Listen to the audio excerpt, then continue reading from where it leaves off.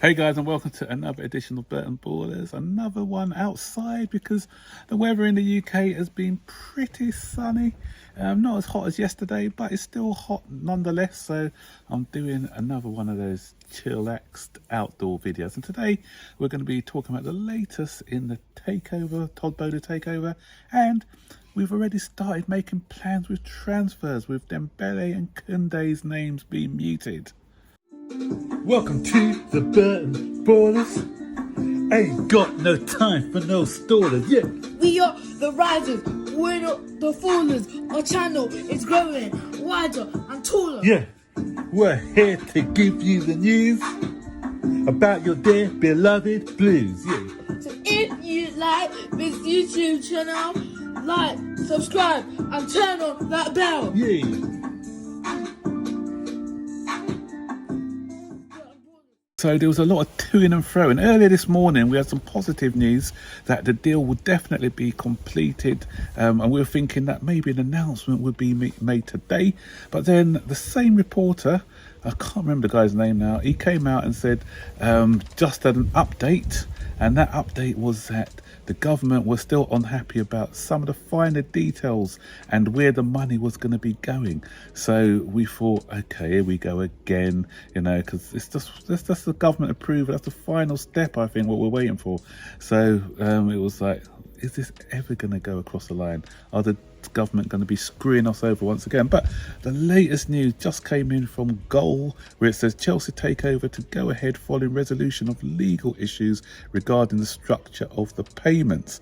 And so it says that Chelsea have resolved issues after complaints from the UK government over the structure of the payments following a takeover.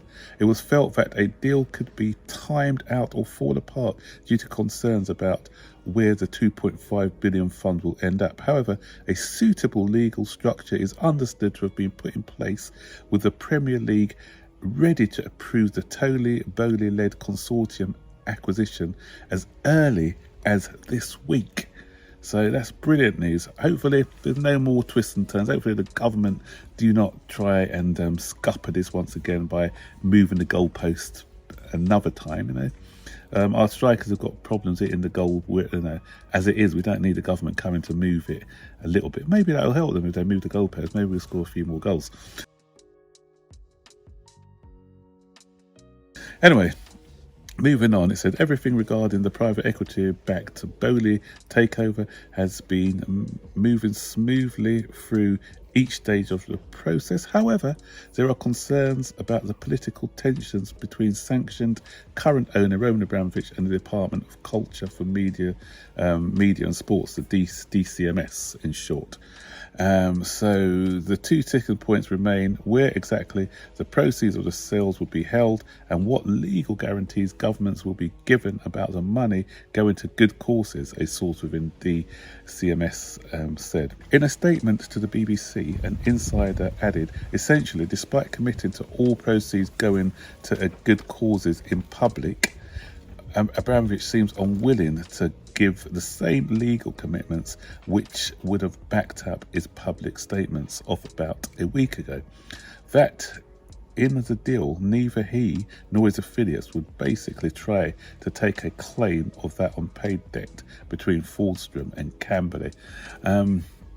So is Abramovich lying to us? He made a statement the other day. I don't think he is. I think this is the government just trying to paint Abramovich in a bad light, because he's not going to want to screw Chelsea over. So if it was the government or Abramovich, well, I'm siding with Abramovich, because this government cannot be trusted to tell the truth. So it further goes on to say a deal which would allow the cash to be diverted during the deal would be a breach of sanctions and is seen as a red line for ministers. There are deadlines at the end of this month and the start of June which would either see the club booted out of European competition or the Premier League entirely, but a good chunk of the sale needs to be done this week or next. The takeover could go through this week or early next week, with slight delays throughout the last 7 days slowing down the process. The aim is has always been to complete it by the 31st of May, which is the current special, well, that's when the current special operating license ends. So I think this article is saying that the government are now happy with how this money is going to be portioned out, and they are confident now that Abramovic isn't going to see any of this money. So I hope that's cleared everything up.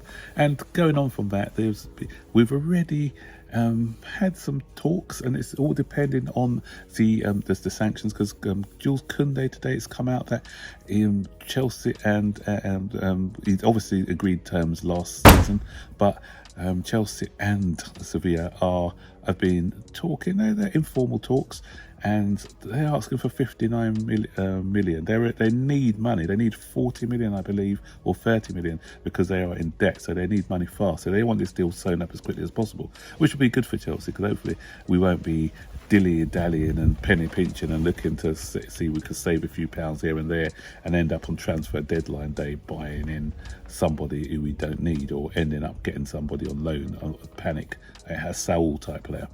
So I think we can knock them down, though, without too much bargain. But they're desperate, and we know that they're desperate, so they're asking for 59. I think a deal could be done for around about the 50 million mark, and both parties would be happy with that.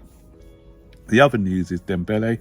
Mentioned him on my video yesterday, and Dembele is another one who we had talks with in January, and he's looking for apparently £43 million. I don't think that's a season, that's over the term of his contract, so which would be about £270,000, which I think is doable with bonuses and thrown in as well, maybe a signing on fee.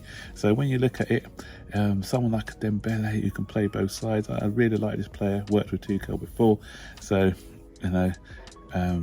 if we can pull that one off as well, I think those two can go a long way to solving some of the problems that we have in our squad at the moment. Tchouameni is another one I mentioned yesterday, and again his name has come up as somebody who Chelsea have had a long interest in. So if this deal can be sorted out by the end of this week, then we'll be in a position where we can then be going back in with an offer. It's going to be harder now. Other clubs have come in for him, but we'll see what happens on that front. So Alonso, I don't want to mention again, but Alonso and Azpilicueta, Chelsea apparently asking for 13 million for him to join Barcelona. Before I go, just a quick thing on Christensen as well, because Christensen, in the press conference for the game against Leicester, Thomas Tuchel has come out talking about Christensen, and what he said is Christensen didn't. It wasn't that he didn't want to play, that he couldn't play, and that to me says that he's got there's some mental stuff going on with him at the moment. So, as I say, the mind is, the body is willing, the mind is not, or something like that. Yeah. So he really wanted to play. He was fit to play, but he's got issues in his head, where, because remember before we've heard that sometimes he's had to go to the toilet just before a game, sometimes he's pulled out just before games, so he's got some mental issues going on there. Some people have been having a go at him for that and abusing him for that, but if that's the way he is, and he's got mental issues, then I'm not going to be one of these guys throwing him under the bus for that. He probably needs help. He's no longer our problem. He'll be Barcelona's problem. It'll be interesting to see how he gets on at the Nou Camp, because if he thinks that he had pressure at Chelsea, when he goes to the Camp Nou, when he's got 80,000 people, they're expecting them to win things, then that's going to be real big pressure as well. So wishing him all the best, and I hope he overcomes these sort of mental issues that he's been experiencing throughout his career.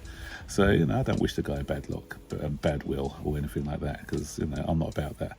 So what do you think about the stories? Are you confident now that this deal can be completed this week, or do you think it's going to drag on again? The signings that I've mentioned, are you happy with those? Is there somebody else you'd like to see? What do you think about the Christian situation? Sympathy, or Are you one of these guys who, think professional footballer, man up, get over these issues? Stick your comments in the section below. And until then, guys, I'll see you on the next one. Don't forget to like, subscribe, turn on all post notifications so you'll be notified whenever I make a video. Take care. Bye-bye.